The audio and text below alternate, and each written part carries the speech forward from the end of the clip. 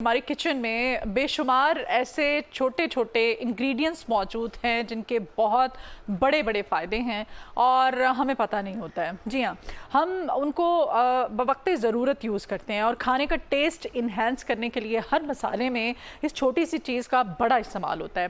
ख़ास तौर पे हमारे घरों में एक ट्रेंड है, जिस खित्ते से, जिस मुल्क से, जिस कल्चर से हम बिलोंग करते हैं, हमारी खाने ऐसे हैं कि उनमें जो मसाला हम इस्तेमाल करते हैं, जिसको कि गरम मसाले का नाम दिया जाता है, उस गरम मसाले में ये चीज़ इस्तेमाल होती है और इसके बगैर वो गरम मसाला तैयार ही नहीं होता है। और ये है जी छोटी सी चीज़, दालचीनी। आज दालचीनी की अफादियत पे हम बात करेंगे, ये किस हद तक मुफीद है और साथ ही साथ ये हमारे ना सिर्फ मुदाफ़ियत निज़ाम को, हमारे इम्यून सिस्टम को बढ़ाती है, स्ट्रॉन्ग करती है, बल्कि ये हमारी बॉडी के अंदर जो शुगर लेवल है उसको भी कंट्रोल करती है और किस तरह से ये खून के अंदर जो शुगर लेवल है उसको बैलेंस करने के साथ साथ और कितने बड़े बड़े हमें फ़ायदे देती है। और बड़े बड़े महंगे न्यूट्रिशनिस्ट के पास आप चले जाएं तो वो आपको बताते हैं जी वेट लॉस के लिए दालचीनी बड़ी ही मुफीद है। इसका इस्तेमाल हमने किस तरह से करना है, किस हद तक ये कारआमद है और मज़ीद हमें क्या क्या ये फ़ायदे दे सकती है, तो इसके लिए ख़ास तौर पर आज हमने अपने स्टूडियोज़ में इन्वाइट किया है। इस सब पे बात करेंगे। हकीम मुज़म्मल हुसैन आरिफ रिजवी साहब हमारे साथ हैं। अस्सलाम वालेकुम। वालेकुम अस्सलाम व रहमतुल्लाहि व बरकातहू। कैसे हैं आप? अल्हम्दुलिल्लाह, अल्लाह का शुक्र, आप खैरियत से हैं? अल्हम्दुलिल्लाह, मालिक का बड़ा एहसान है रब्बे कायनात का। अच्छा जी, आज दालचीनी की अफादियत पे हम बात कर रहे हैं। तिब्बी फ़वाइद इसके क्या हैं और किन बीमारियों में ये ज़्यादा मौसर समझी जाती है हकीम साहब? दालचीनी के कुछ फ़ायदे तो आपने बयान फरमा दिए हैं जो अमूमी तौर पर हमें जो है वो सुनने में मिलते हैं जी। ये जो आपने गरम मसाले का नाम दिया है, हाँ जी। ये बर्र-ए-सगीर पाक व हिंद में बहुत सारे अतिब्बा ने ये एक मुश्तरका तौर पर कुछ चीज़ों का कम्बिनेशन बनाया हुआ है जिसको गरम मसाला कहा जाता है। और अगर आप इसको देखें तो इसमें दालचीनी, इसमें लौंग, इसमें मोटी इलायची, इसमें काली मिर्च, इसमें जलवतरी और इसमें ज़ीरा भी कहीं ना कहीं इस्तेमाल होता है। ये चंद चीज़ें ऐसी हैं जब इनको मुरक्कब की शक्ल में इनको इकट्ठे इस्तेमाल किया जाता है तो फिल वक्त जो गरम मसाला है वो इसलिए इस्तेमाल हो रहा होता है कि हम सिर्फ खाने में खुशबू लेना चाह रहे होते हैं। लेकिन ये गरम मसाला इसलिए नहीं बनाया गया था। गरम मसाला बनाया गया था कि जो ग़िज़ाई तौर पर जो हम खा रहे हैं उसमें से कोई ऐसी चीज़ जो नुकसानदेह साबित हो सकती है, ये गरम मसाला उस नुकसानदेह कंडीशन को ख़त्म कर देता है और उस चीज़ की अफादियत को भी बढ़ा देता है और ख़ुद भी ये जिस्म का हिस्सा बन के जिस्म को तंदुरुस्त रखता है। जैसे कुछ सब्जियां बहुत बादी उनकी जी बादी तासीर में होती हैं, सरद तासीर में होती हैं, गर्म तासीर में होती हैं, या उनमें पकाने में कुछ ऐसा मसला या ऑयल में कुछ ख़राबी ऐसी आ जाती है तो गरम मसाले का इस्तेमाल जो है वो हमें उसका फ़ायदा ही दिलवाता है, उसके नुकसान से हमें बचाता है। दालचीनी जो है ये बुनियादी तौर पर मिजाजन गर्म खुश्क होती है लेकिन ये इसके अपने दर्जे के हिसाब से होती है और ये मोतदल तौर पर भी इस्तेमाल करवाई जाती है। मोतदल से मुराद ये है कि ये हर बंदा बिला खौफ व ख़तर इसका इस्तेमाल कर सकता है, कसरत इस्तेमाल से सिर्फ बचना चाहिए। मतलब अगर आप इसको बहुत ज़्यादा देर तक और बहुत ज़्यादा मिकदार में इस्तेमाल कर रहे हैं तो वो कोई भी चीज़ जो है वो जब मिकदार से बढ़ेगी तो फिर वो नुकसान देगी। तो इसलिए इसको अपनी मिकदार में रख के, मतलब इसकी मिकदार अगर आप पीसी हुई लें तो ये 1/4 टीस्पून इसकी मिकदार है एक दिन में सिर्फ जी। और अगर आप वैसे लें तो 3 इंच का एक पीस ये सिर्फ आप अपने इस्तेमाल में रख सकते हैं। इसके साथ आपको फ़ायदा ही होगा, कोई नुकसान नहीं हो सकता बिल्कुल है। ऐसे ही। जो इसका सबसे ज़्यादा इस मुआशरे में हम फ़ायदा हासिल कर सकते हैं, ऐसे नौजवान जो अभी सिर्फ बढ़ने की उम्र में हैं, 20 साल, 22 साल, 23 साल, और वो कहते हैं हमारे कंधे थकना शुरू हो गए हैं, दिमाग थकना शुरू हो गया है, ज़हनी तौर पर बोझ रहना शुरू हो गया है और ये अलामात होती थी बुढ़ापे की अलामात जी। लेकिन अब ज़रा शुरुआती उम्र में ही ऐसा हो गया है और क्योंकि वो रात सारी नींद पूरी नहीं कर पाते हैं, खाने उनके तिब्बी तौर पर ठीक नहीं है, तो जो लोग ये समझ रहे हैं कि मेरे कंधों का दर्द ठीक नहीं हो रहा, दालचीनी के साथ हम अपने कंधों का दर्द हमेशा के लिए ठीक कर सकते हैं। ज़बरदस्त।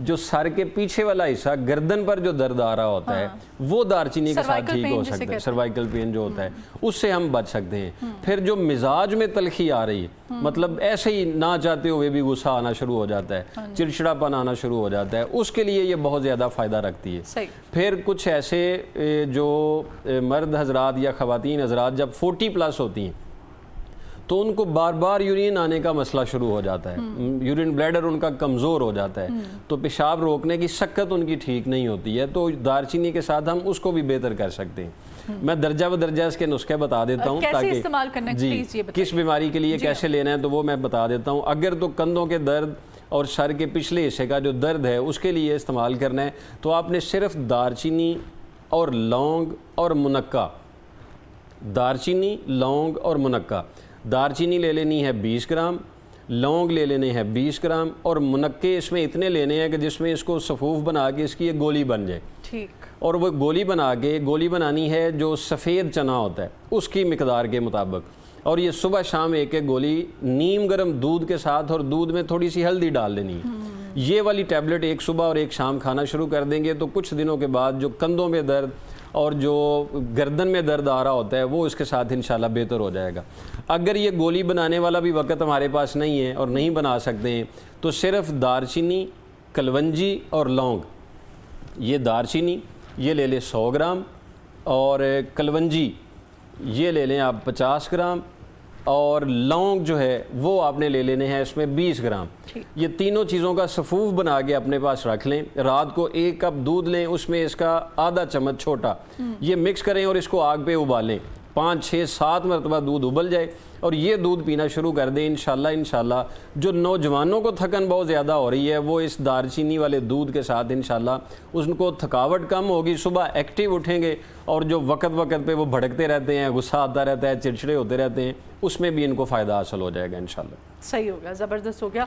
अच्छा, ये जो वेट लॉस के लिए कहते हैं, क्योंकि मुझे बताया गया था कि आप चाहे चाय पिएं, चाहे आप कॉफ़ी पिएं या इवन आप ग्रीन टी भी पीते हैं तो उसमें पिंच ऑफ ये सिनेमम पाउडर, इसका एक पाउडर जो है ना वो आप डाल लें और दिन में आपने 2 दफ़ा इसको इनटेक करना है। देखिए तो आप क्या सजेस्ट करते हैं? ये जो होती है ना मुफरद अद्वियात, इनको हम मुफरद कहते हैं कि अकेली कोई चीज़ इस्तेमाल करके उनसे फ़ायदे लेना। जी हाँ। ये हमें किसी भी बीमारी को ख़त्म करने में मुआवनत दे सकती हैं। मतलब अगर हम इनको कुल्ली इलाज तस्वर करके इसी पर ही इन्हसार करके और समझें कि इसी ने मेरा सारा कुछ करना है तो ये ज़्यादती होती है। क्योंकि अगर वेट बढ़ रहा है तो पहले तो उसकी आप रूट काज देखें ना, उसकी वजह देखें।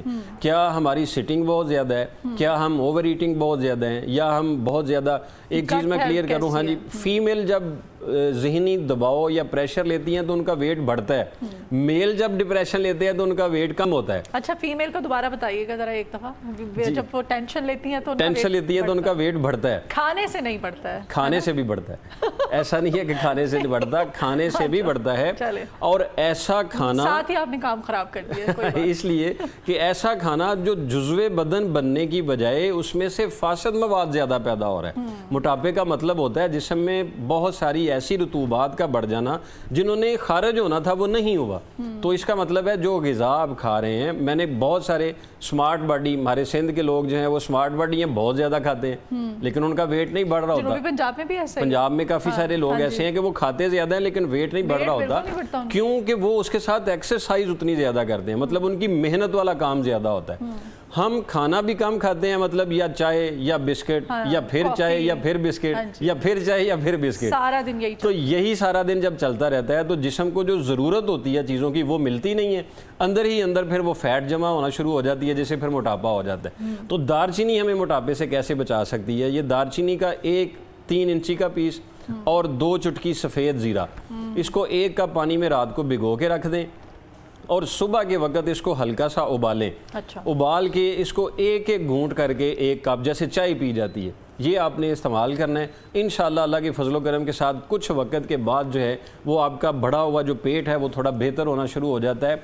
बशर्ते कि आप मिठाई कम खाएं, बशर्ते कि आप गोश्त कम खाएं, बशर्ते कि आप वॉक करें और अपनी डाइट का थोड़ा ख्याल करें, तो फिर ये चीज़ें बहुत हद तक फ़ायदा दे सकती हैं। सफ़ेद जीरा और दालचीनी 3 इंच का टुकड़ा आपने पानी में भिगो के रख देना है, सुबह इसको बॉईल करके सिप करके आपने निहार मुँह पीना है, सुबह खाली पेट। हाँ जी, निहार मुँह लेना पीना, ठीक हो गया। और 1 वीक के लिए करना आपने, कम से कम 3 हफ्ते तक। 3 वीक्स के लिए। हाँ जी, 3 हफ्ते के बाद भी अगर फ़ायदा ना हो तो फिर मुतल्लिका मुआलिज से मिलके उसका मुस्तकिल इलाज लेना चाहिए ताकि उसका कोई नुकसान ना हो सके। एक जिन लोगों को यूरिन ब्लैडर कमज़ोर है, मैंने शुरू में बताया, पेशाब कंट्रोल नहीं होता, बार बार आ जाता है, उनमें मसाइल बहुत ज़्यादा बढ़ जाते हैं, उनके लिए एक बड़ा ही बेहतरीन नुस्खा है। वो ये है कि इस दारचीनी की 2 लकड़ियाँ आपने लेनी है इस मिकदार में, इतनी सी, यानी 3 इंची का एक लकड़ी जो है वो हो जाए। दारचीनी ये अच्छी मिल जाए ये भी ठीक है, या एक गोल रोल में दारचीनी होती है, श्रीलंकन दारचीनी जो होती है वो अफादियत में जोड़ी बेहतर होती है, वो भी मिल जाए तो वो भी ले सकते हैं। ये 2 लकड़ियाँ आपने ले लेनी है दारचीनी की, और इसको 1.5 लीटर पानी में आपने भिगोना है।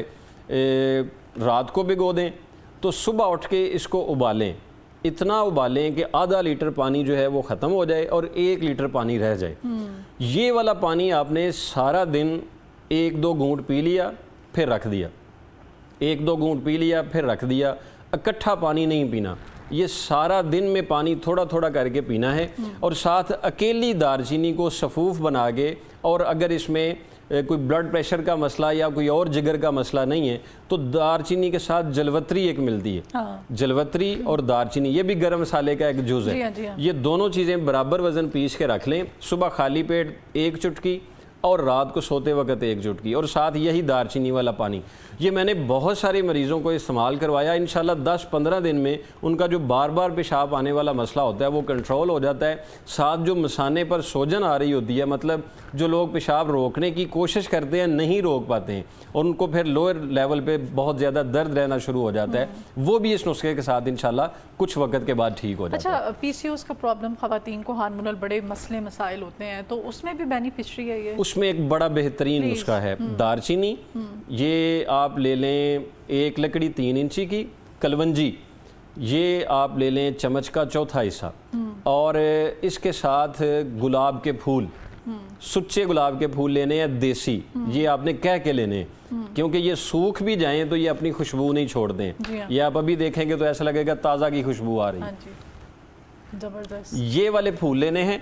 ये तीनों चीज़ें जो हैं इनको पानी में 1.5 कप पानी में उबाल लेना है। हाँ। उबाल के सुबह खाली पेट लें और शाम के खाने से 1 घंटा पहले ले लें। ये कम से कम 15-20 दिन तक का इस्तेमाल करें। इंशाल्लाह वो जो अंदरूनी तौर पर हार्मोनल्स का भी मसला हो रहा होता है, ख़राबी हो रही होती है, उसके इस्तेमाल के साथ काफ़ी हद तक बेहतरी आ जाती है। बैलेंस करती है ये, बेहतरीन बैलेंस करती है। किसी को मसला है, किसी वजह से आपके साइकिल रुका हुआ है तो फिर सही हो जाएगा। वो इसी नुस्खे में काली मिर्च डाल दें। साइकिल अगर रुका जी, अगर रुका हुआ है तो वो इसी में काली मिर्च डाल लें और ये कावा इस्तेमाल कर लें। काली मिर्च कितनी डालनी है? ये 5 काली मिर्च डाल लें। हाँ जी। लेकिन इसके लिए खसूसी तौर पर एक और नुस्खा होता है कि जिनका फ़्लो बेहतर नहीं हो रहा होता और उनमें प्रॉब्लम आ रही होती है, वो सिर्फ गाजरों के बीज मिलते हैं, तुख्मे गज़र उनको कहते हैं, गाजरों के बीज और पुराना गुड़ किसी से मांग लें, पंसारी से या परचून से, उनसे कि पुराना गुड़, गाजरों के बीज और कलवंजी ये दोनों पानी में उबाल के उसमें थोड़ा सा गुड़ डाल के 1-1, 2-2 घूंट करके 2 दिन तक पीने के बाद इंशाल्लाह उनका फ़्लो बेहतर हो जाता है और तबीयत में बहाली आ जाती है। चलें, ये तो बड़ा ही फ़ायदेमंद आपने नुस्खा बताया है। आजकल ये मसला इतना कॉमन है ना हकीम साहब, छोटी छोटी बच्चियाँ बेचारी वो दवाइयाँ, वो गोलियाँ खा रही होती हैं, और वो पूरा आपको पता है एक पत्ता होता है गोलियों का, वो आपको 27 दिन खाना पड़ता है। 27वें दिन जाके आप छोड़ते हैं तो फिर आपको वो फिर हमें आगे जाके शादी के बाद बड़े सारे मसाइल पैदा होते हैं। प्रीमेच्योर एग्स का मसला होना शुरू हो जाता है, स्वेलिंग का मसला होना शुरू हो जाता है। अगर ये नुस्खा आप इस्तेमाल करें तो ये आपका साइकिल भी बेहतर करेगी और PCOS से का जो मसला है वो भी आपका सही हो जाएगा। दालचीनी में इतने फ़ायदे हैं। अच्छा, दालचीनी कावे की शक्ल में लेना ज़्यादा फ़ायदेमंद है या पाउडर की शक्ल में लेना? सफूफ की शक्ल में इसके बहुत सारे नुस्खा जात की कम्बिनेशन बनती है। मतलब हमारी एक असाबी गोली के नाम से हम एक गोली बनाते हैं मुख्तलिफ चीज़ों की तब्दीली के साथ। मतलब 2-3 नुस्खे उसके होते हैं। उसमें दारचीनी होती है, उसमें कबाबा होती है, उसमें लौंग होता है, उसमें काली मिर्च होती है और उसमें जड़ पान होती है।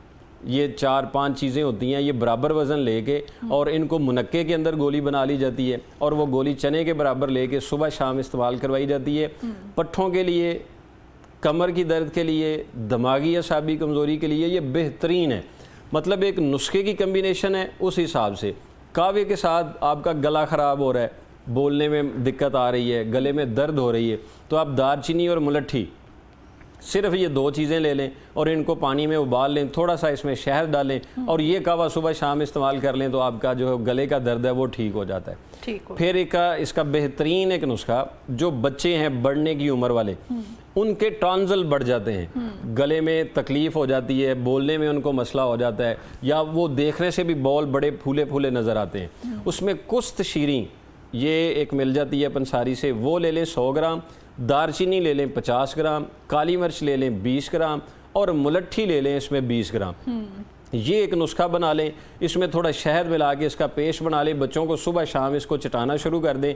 इससे जो बंद नाक है वो भी खुल जाता है, जो गले में बहुत ज़्यादा इन्फेक्शन, रेज़िश, सोजिश आ रही होती है वो भी इस नुस्खे के साथ बेहतर होना शुरू हो जाती है। ठीक हो गया। अच्छा, ये शुगर, ये खून में जो शुगर लेवल होता है कहते हैं कि उसको मुतवाज़न करती है, दिल की बीमारियों और ब्लड प्रेशर के लिए भी मुफीद है, खून को पतला करने में मावन है ये तीनों जो बीमारियाँ हैं, दिल का मसला हो, ब्लड प्रेशर हो या शुगर हो, इनको अब आगे बहुत सारे अच्छे जो मुआलिजीन हैं वो ये चीज़ डिस्कस कर रहे हैं कि इनका डायरेक्टली हमारी डाइट के साथ तल्लक है, ग़िज़ा के साथ तल्लक है। मतलब कोलेस्ट्रॉल लेवल का बढ़ जाएगा तो ब्लड प्रेशर का जो है वो हमला हो जाएगा, ब्लड प्रेशर मुस्तकिल रहेगा तो दिल का अर्जा लाहक होना शुरू हो जाएगा।